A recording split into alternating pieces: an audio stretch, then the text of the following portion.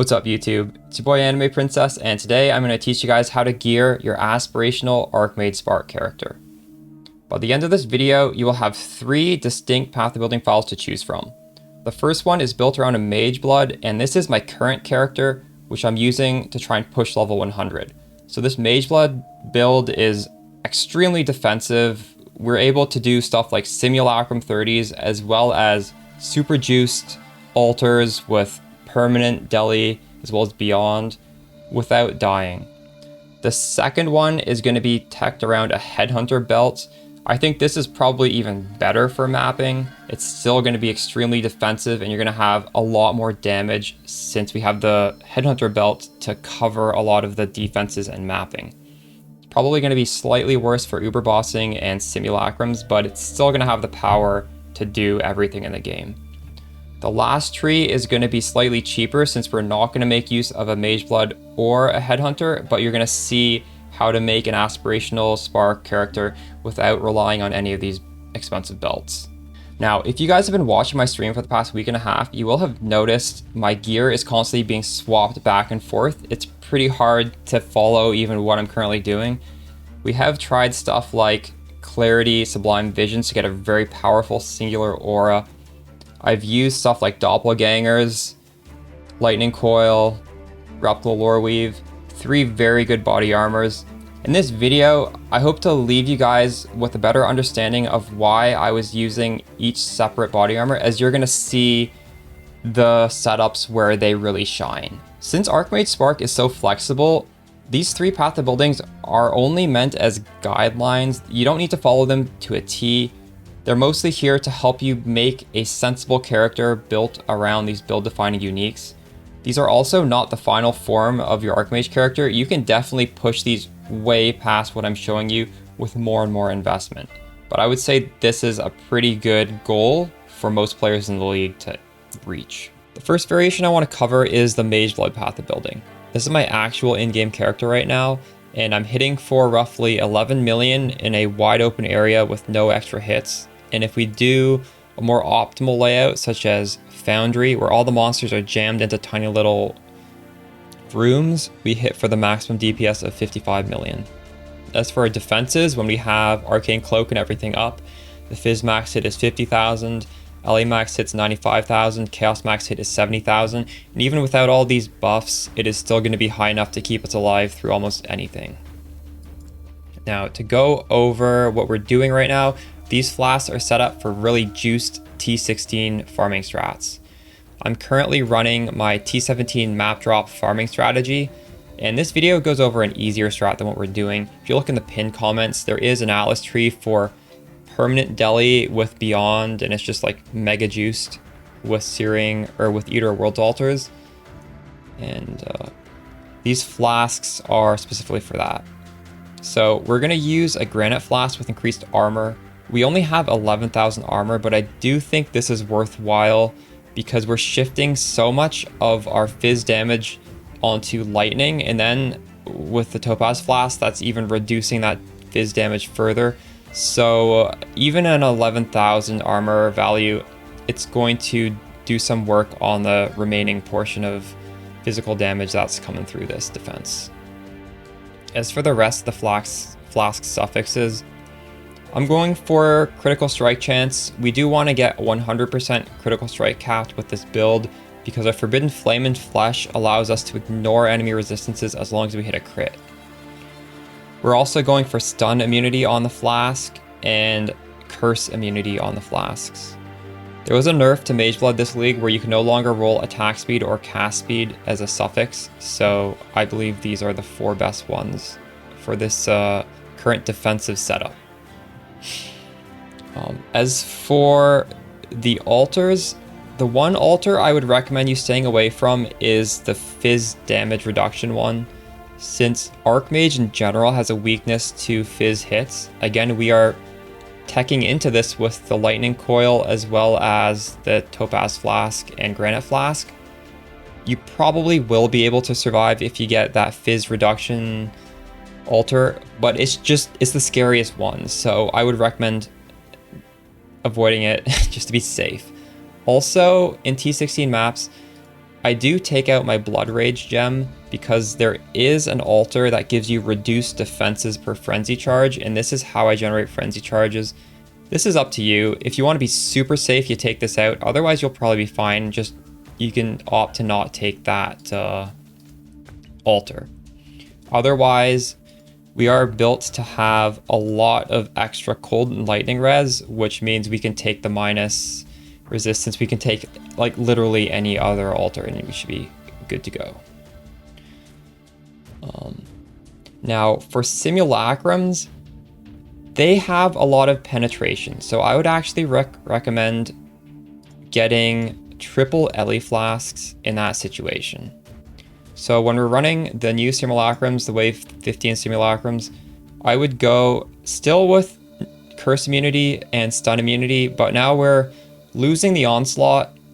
I still have onslaught on my boots, so technically I'm still getting onslaught in the simulacrum, but it's going to be not with the increased effect. I've only died once in simulacrums, and it was because it was one of the final waves with fire penetration as well as Ellie penetration, and that's really, really rare, but it can happen. And then you're dealing with like over 20% penetration, and our resistance drops down to 64 max.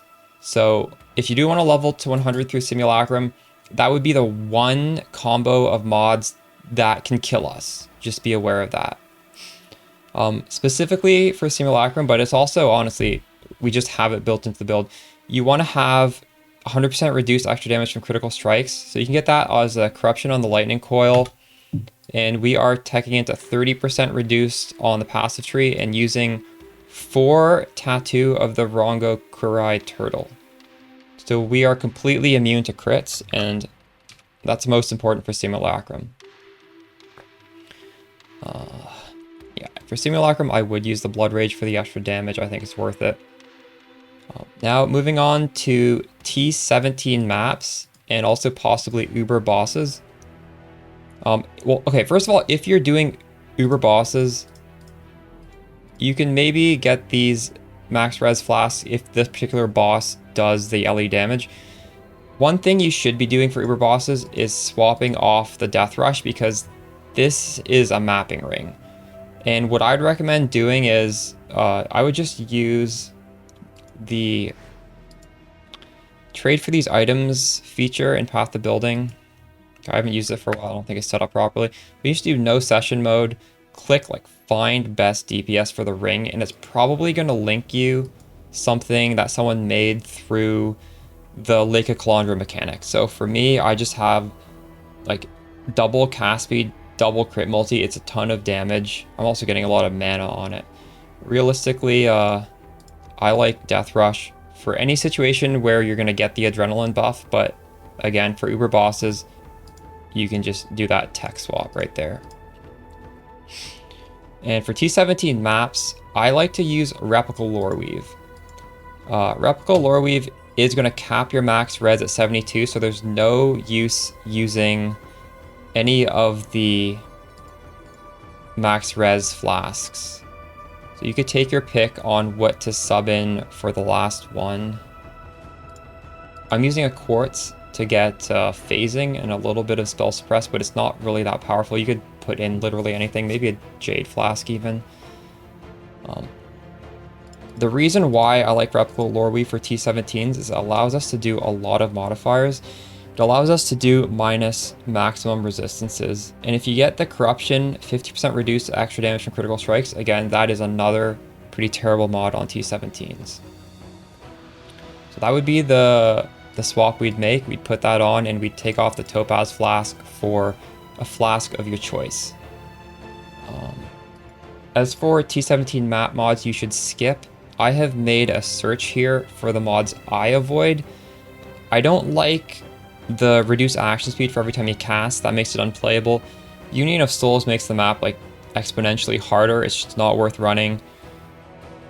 We can run cannot regen except for the boss. And I like to kill bosses, so I don't run cannot regen. Ellie Reflect. Technically you can run this, you just take off the Death Rush, put on a Sibyl's Lament, and spec into Bugle. But if you don't want to do that, you filter that out. For Meteor, I suppose with this Mageblood Flask setup, you actually could do that.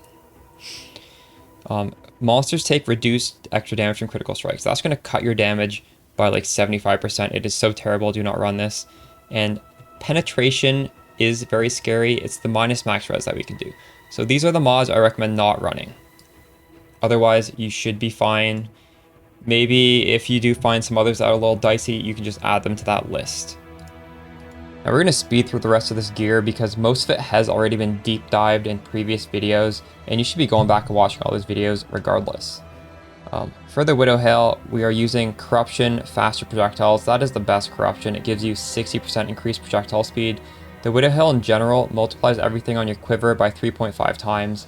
Now this is the Aspirational quiver where you self-fracture projectiles pierce 2 additional targets. If you want to see a crafting video on this, it is linked in the ARCHMAGE Spark playlist. It's just a 30-minute VOD from my VODs channel where I do the craft, so you can watch me do it and craft it at the same time. The Amulet, it's just a bunch of nice stats that have been duplicated through the Lake of Kalandra. You can make your own, or you can just do the Path of Building trade search to find a powerful one. This ring right now is simply filling my resistances because I do want to be super overcapped for the shrines. Boots, very simple ailment immunity boots. If you do want to take this to the next level, you could go for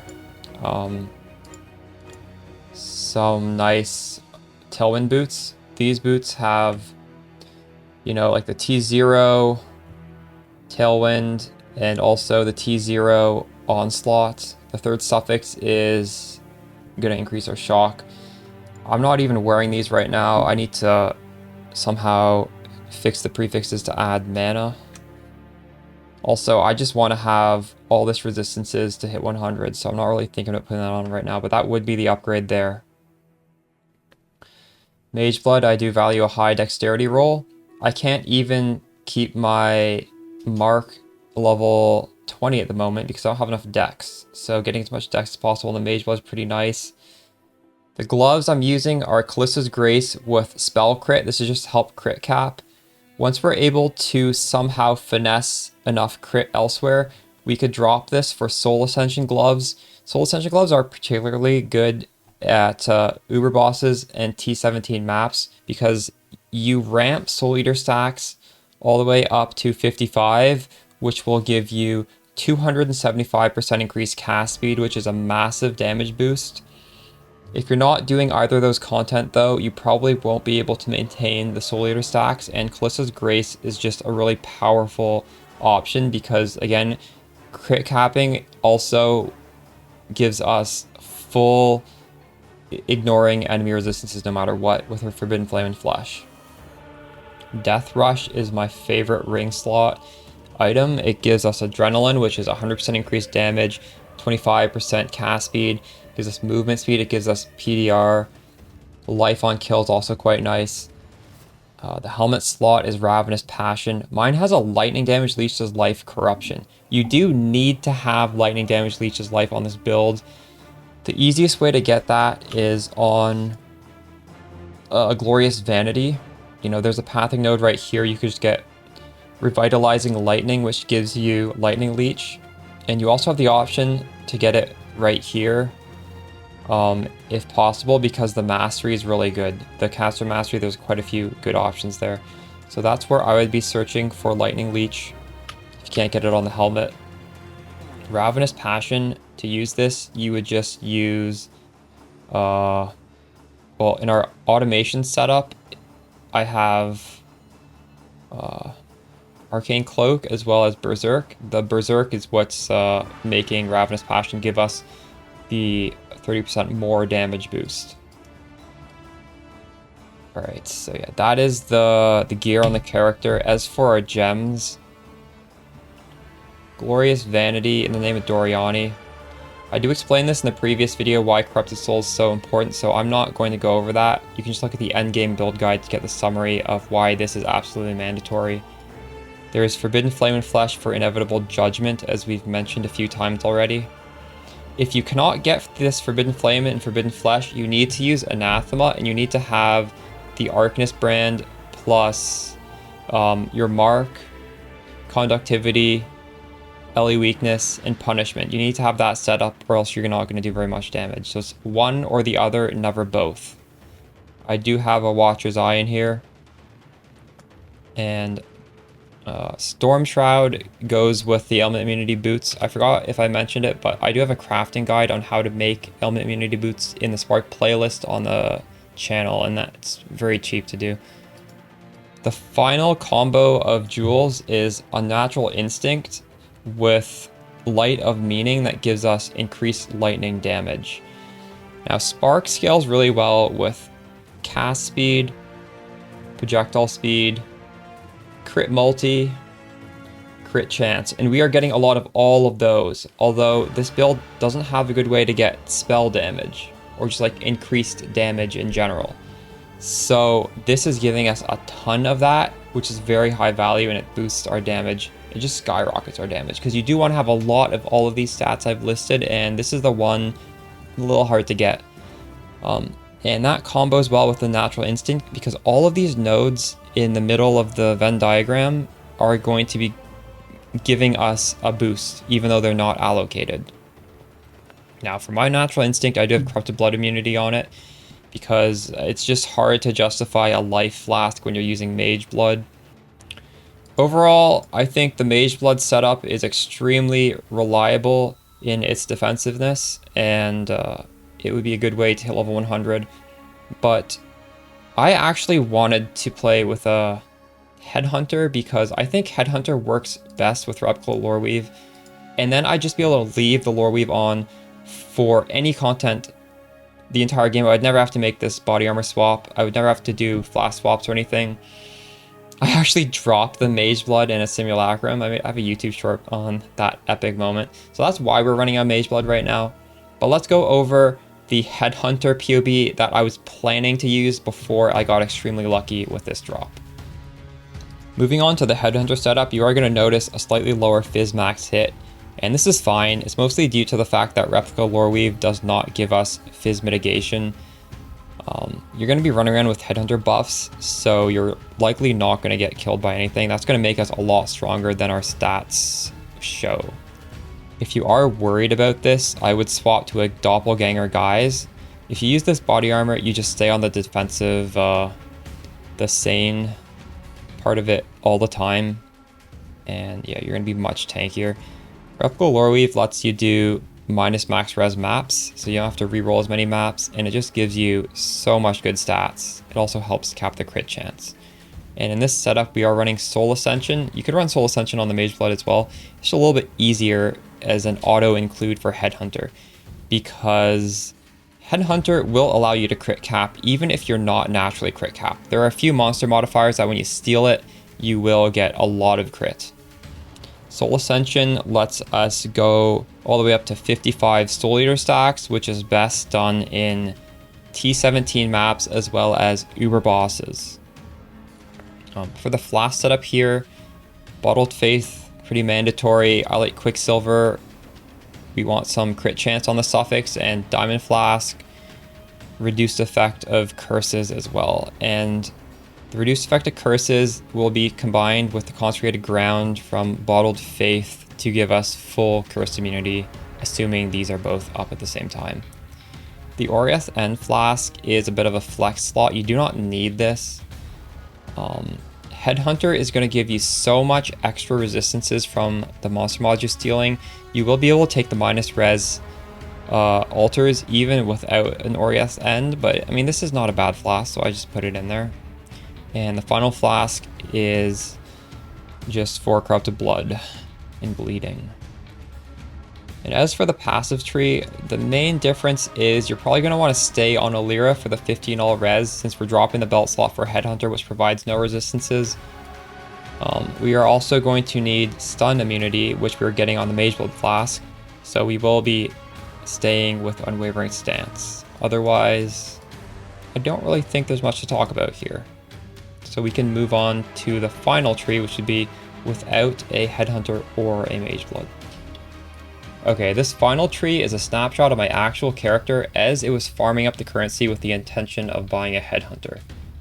So with that taken into consideration, this tree is very similar to the previous Headhunter tree, although obviously much more budget friendly. The first thing it's emitting is the Light of Meaning combo with a Natural Instinct, since those two jewels are pretty expensive. Headhunter is a massive force multiplier on Spark, both defensively and offensively, so you want to get that online as fast as possible. Another thing we're doing is a pretty budget jewel, at least at the time I was doing it. Sublime Vision for Clarity. This gives us 80% increased effect of Arcane Surge when we're affected by Clarity, but you can no longer use Zealotry. So it's going to save us 2 gem links, and now we're not putting Clarity on our life pool, so it's going to increase our EHP since we can put that on the Eternal Blessing. You're only able to do this on Hierophant, since Arcane Surge gives us a 20% more multiplier to spell damage, and that is getting multiplied by that 80% increase.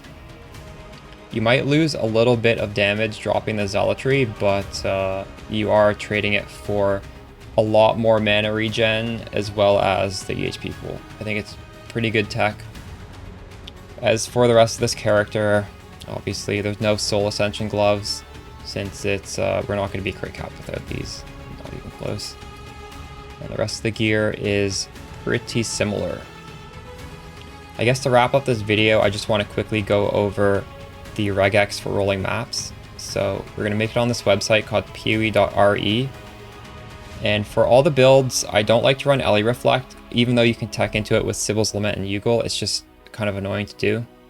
If you're doing the Mageblood build, you're going to be running a Lightning Coil, so you actually can't do minus max res, although the other variations use Replicate Loreweave, so you can run these. The rest of the mods I don't like to run are Cannot Regen, Less Recovery Rate, Monsters Can't Be Leeched From, and Reduced Extra Damage from Critical Strikes. Alright, I think it's going to wrap up the video. As for my future plans for ARCHMAGE Spark, I am unsure if I'm going to make more content on the YouTube channel for this skill. That's still up in the air. We're definitely going to be streaming it still daily, live on Twitch. I want to hit level 100. I want to do all the pinnacle content.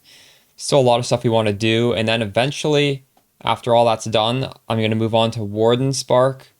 I want to test out the damage, the defense, see if there's a good build in there. I want to see its league start viability as a potential candidate for next league. So we're going to be testing that out in the future. And beyond that, it's anyone's guess. I don't know what else we're going to do in the league. Hope you enjoyed this video. Hope this gives you a good end goal. And again, if you want to progress this build further, I would recommend joining the Discord channel and, sharing your pobs and ideas in there. And I can also probably help give you some ideas to scale this well past this already pretty aspirational setup. All right, I'll see you guys around. Peace out.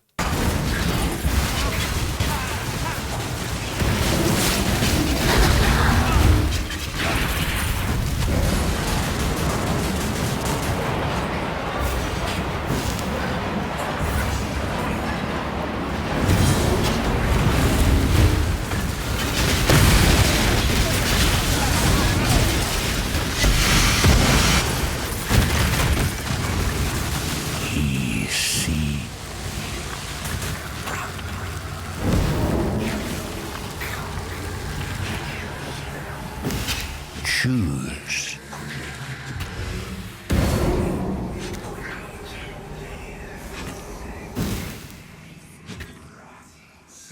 Consider this a gift.